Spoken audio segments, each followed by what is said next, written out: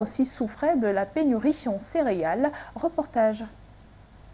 Le président de la Commission de l'Union africaine, Moussa Faki Mahamat, s'est félicité le samedi 23 juillet de l'accord signé entre la Russie et l'Ukraine pour débloquer les exportations de céréales et de produits agricoles via la mer Noire sous les auspices du président turc Recep Tayyip et du secrétaire général des Nations Unies, Antonio Guterres.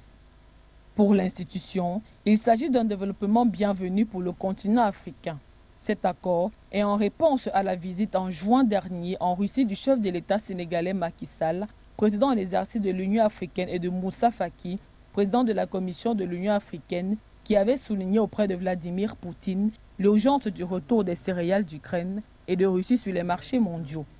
En outre, le président de la Commission réitère l'appel de l'Union africaine tel exprimé le 24 février 2022 à un cessez-le-feu immédiat et à l'ouverture de nouvelles négociations politiques sous les auspices des Nations Unies dans l'intérêt de la paix et de la stabilité mondiale.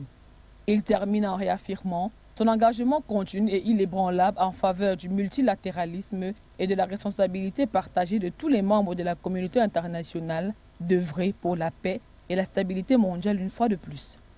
Au terme de cet accord, des couloirs sécurisés permettront la circulation des navires marchands en mer Noire que les deux parties se sont engagées à ne pas attaquer.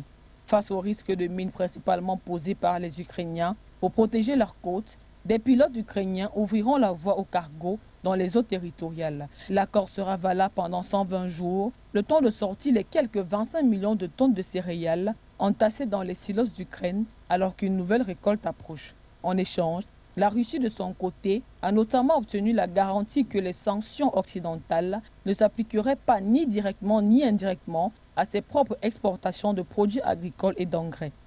Toutefois, une attaque a eu lieu dans le port d'Odessa juste après la sortie du président de commission de l'Union africaine. Ces frappes interviennent au lendemain de l'accord d'Istanbul et n'ont techniquement pas remis en cause la reprise des exportations depuis le principal port ukrainien sur la mer Noire, selon les autorités locales.